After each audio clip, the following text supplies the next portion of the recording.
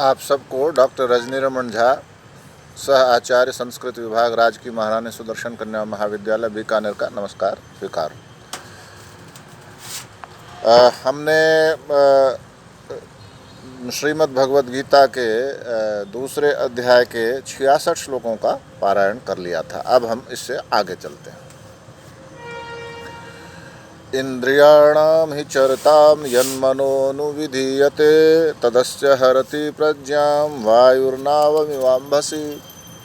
क्या कहा कि जो इंद्रियां हैं हमारी, 5 ज्ञानेंद्रियां और 5 कर्मेंद्रियां हैं, एक मन है, तो 11 हो गए। लेकिन यहाँ पर इंद्रियों से, ज्ञानेंद्रियों से ही तात्पर्य है कि हम जो इंद्रियां चरती हैं, इधर उधर जाती हैं, अपने विषयों में जाती हैं, यन मनोन विधीयते, और यदि उसको मन जो है वो उसके पीछे पीछे जाता है, जिस इंद्रिय के साथ मन रहता है, तदस्य हरति प्रज्ञाम, तो उस व्यक्ति की बुद्धि को, प्रज्ञा को वो इंद्रियां हर लेती हैं। जैसे मान लीजिए मेरी आँखें हैं और वो रूप को देखना चाहती हैं, तो रूप तो दिख रहा है और मन भी यदि उसमें संलग्न हो गया, मन भी उसके साथ ही है, तब फिर क्या होता है कि बुद्धि जो है उसको वो इंद्रिय हर ले जाती है।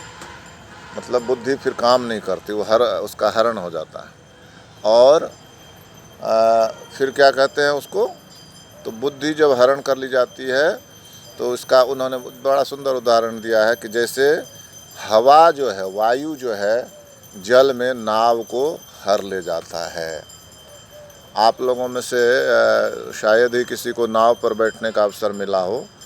जब नाव से नदी पार करते हैं तो जब तेज़ हवा चलती है तो वो जो नाव है उस पर फिर कोई डांड लगाना या लग्गी लगाना या उसको चलाना वो काम नहीं करता। हवा जिधर चाहती है उधर उस नाव को खींच ले जाती है पानी में। तो इसका अर्थ यह हुआ कि जो इंद्रियां हैं, यदि उसके साथ मन भी लगा हुआ है, इंद्रियां तो अपने विषयों में घूम रही हैं।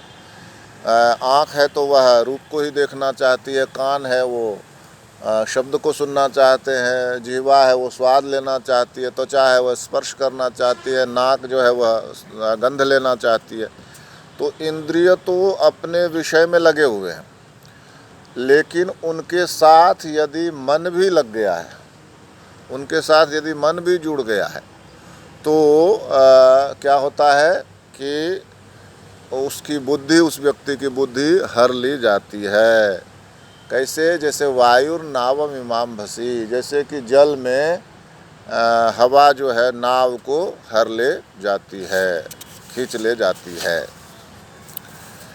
फिर कहते हैं तस्माद् यस्य महाबाहो निगृहीतानि सर्वशः इंद्रियाणि इंद्रियार्थेभ्यस्तस्य प्रज्ञा प्रतिष्ठिता। इसलिए हे महाबाहु अर्जुन,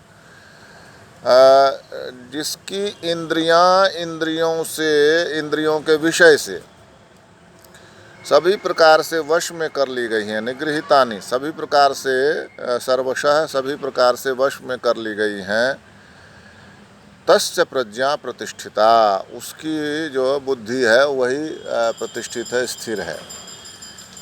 इसलिए हे महाबाहो, जिसकी इंद्रियां इंद्रियों के विषय से खींच कर स्थिर कर दी गई हैं, निगृहीत कर दी गई हैं, नियंत्रित कर दी गई हैं, तो उसकी प्रज्ञा ही प्रतिष्ठित है, उसकी प्रज्ञा ही सही मानी जा सकती है, उसी की प्रज्ञा स्थिर है, उसी की बुद्धि स्थिर है।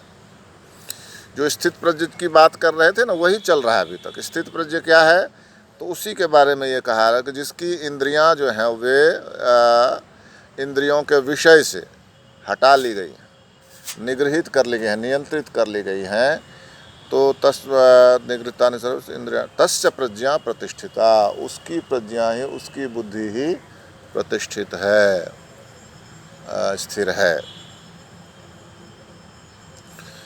या निशा सर्वभूतानां तस्याम जागर्ति संयमी, जो सभी व्यक्ति के लिए, सर्वभूतानां सभी व्यक्तियों के लिए, प्राणियों के लिए जो निशा है, रात्रि है, तस्याम जागर्ति संयमी, उसमें संयमी व्यक्ति जागता है।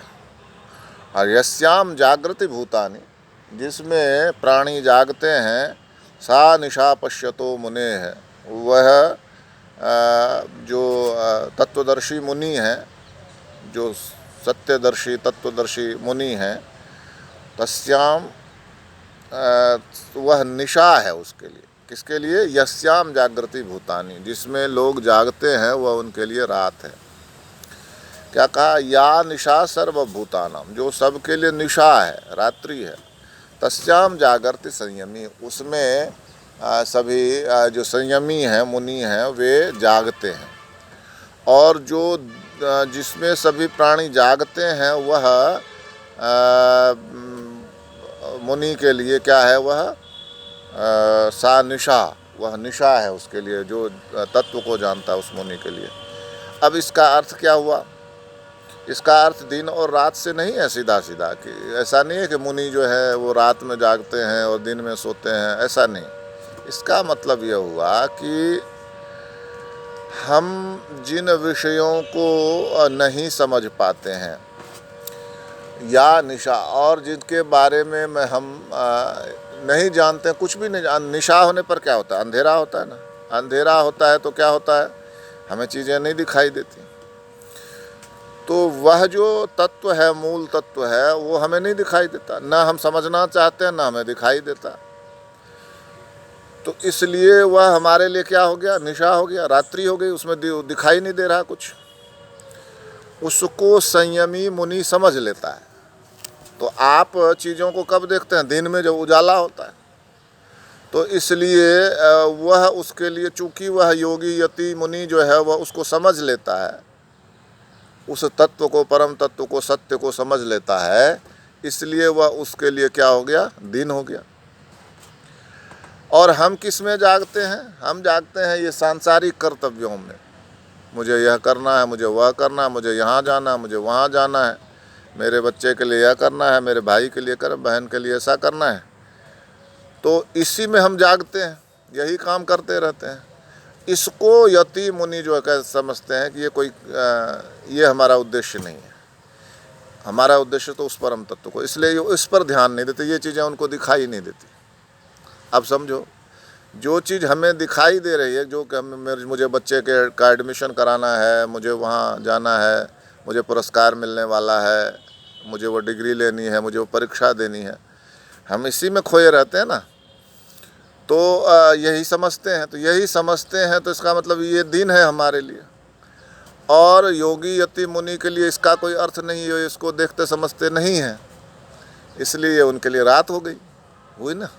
तो इसीलिए कहा कि जो सभी प्राणियों के लिए रात है, वह जो है उसमें संयमी पुरुष जागते हैं। और जो इसमें सभी प्राणी जागते हैं वो मुनि के लिए, संयमी पुरुष के लिए रात है, यह कहा। अब आगे चलते हैं। आपूर्यमाणमचल प्रतिष्ठम समुद्रमापः प्रविशन्ति यद्वत् तद्वत् कामायं प्रविशन्ति सर्वे स्वशान्तिमाप्नोति न कामकामी। जैसे ध्यान करो, समुद्र होता है, समुद्र में क्या होता है? आपूर्यमाणम अचलम प्रतिष्ठम, समुद्र भरा हुआ होता है और बिल्कुल अचल होता है, जहाँ होता है वहीं होता है। और ज़्यादा नदियाँ जैसे बाढ़ में इधर उधर भाग जाती हैं, तो वो ऐसा नहीं है, समुद्र बिल्कुल स्थिर होता है। अचल प्रतिष्ठम, उसकी अचल प्रतिष्ठा होती है, वो जहाँ है वहीं रहता है। ऐसे समुद्र में आपह प्रविशन्ति, जल चारों तरफ से आकर मिलता है। सारी नदियाँ समुद्र में मिलती है ना जाकर, तो उसमें जल चारों तरफ से आकर मिलता है। तद्वत् कामायम प्रविशन्ति सर्वे, उसी तरह से कामनाएं जिसमें प्रवेश करती हैं, सभी कामनाएं प्रवेश करती हैं, स शांतिम आपनोति न काम कामी, वही शांति को प्राप्त करता है, न काम कामी। कामनाओं को, भोगों को चाहने वाला शांति प्राप्त नहीं कर सकता। क्या हुआ? जैसे समुद्र है, उसमें नदियाँ चारों तरफ से आ रही हैं ना, तो नदियाँ चारों तरफ से आ रही हैं तो वो उसमें प्रवेश कर रही हैं। तो प्रवेश कर रही हैं तो क्या हुआ, वो जैसा का तैसा रहता है, उसमें कोई ज़्यादा अंतर नहीं पड़ता है। ठीक ऐसे ही जिस व्यक्ति में कामनाएं प्रवेश करती हैं लेकिन उससे उसमें कोई विक्षोभ नहीं होता, जैसा जैसा समुद्र जैसे स्थिर रहता है वैसे ही वह व्यक्ति कामनाओं का प्रवेश होने पर भी स्थिर रहता है, विक्षुब्ध नहीं होता। तो वो क्या होता है, वही शांति को प्राप्त करता है। न काम कामी, कामनाओं को चाहने वाले को शांति प्राप्त नहीं हो सकता, भोगों की इच्छा रखने वाले को शांति प्राप्त नहीं हो सकती। विहाय कामान यह सर्वान् पुमाश्चरति निस्पृहः निर्ममो निरहंकारः स शांतिमधिगच्छति।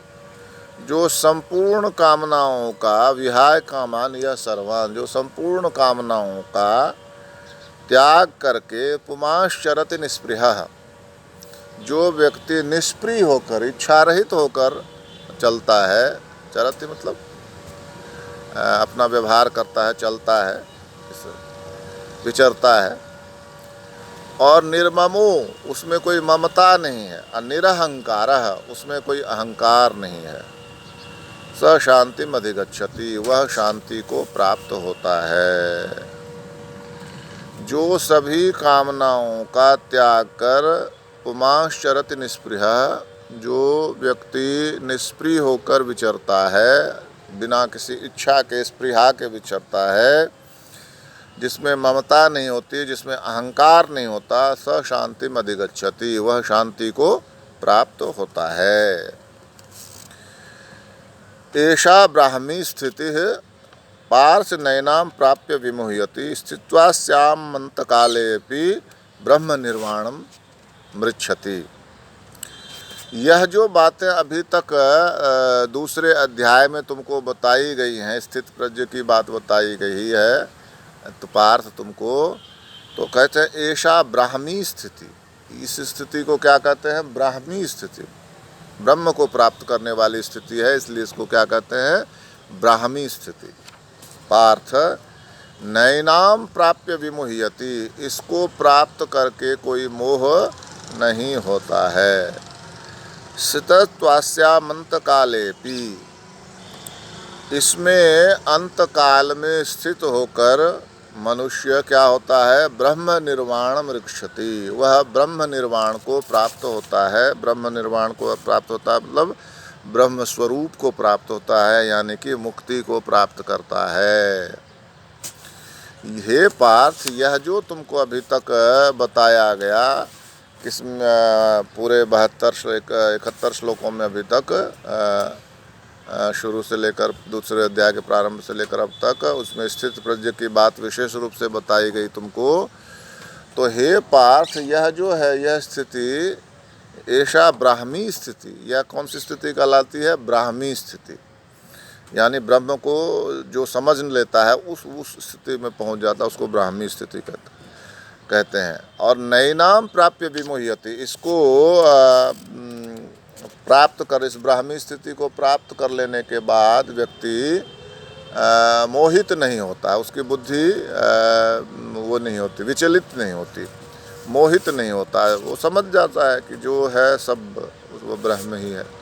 इसलिए वह अपनी कामनाओं का भी त्याग कर देता है हर तरह से, और बिल्कुल शांति को प्राप्त हो जाता है। तो कहते हैं स्थित्वास्याम अंत कालेपि, इस जो स्थिति है ब्राह्मी स्थिति को अंत कालेपि, अंत काल में यदि इस पर कोई स्थिर हो जाता है तो ब्रह्म निर्वाण मृच्छति, तब उसको ब्रह्म निर्वाण, ब्रह्म स्वरूप प्राप्त हो जाता है, यानी कि वह मुक्ति प्राप्त कर लेता है। तो ओम तत्सदिति श्रीमद्भगवद्गीतासु उपनिषत्सु ब्रह्म विद्यायाम योग शास्त्रे श्री कृष्णार्जुन संवादे सांख्य योगो नाम द्वितीयोध्यायः। ओम तत्सदिति, श्रीमद्भगवद्गीता नाम की उपनिषद में ब्रह्म विद्या के बारे में, योग शास्त्र के बारे में, श्री कृष्णार्जुन संवादे श्री कृष्ण और अर्जुन के संवाद में सांख्य योग नाम का यह द्वितीय अध्याय, सांख्य योग नाम का यह द्वितीय अध्याय पूरा हुआ। इस तरह से हमने द्वितीय अध्याय का पारायण किया। अब आगे हम तृतीय अध्याय का पारायण करेंगे। धन्यवाद।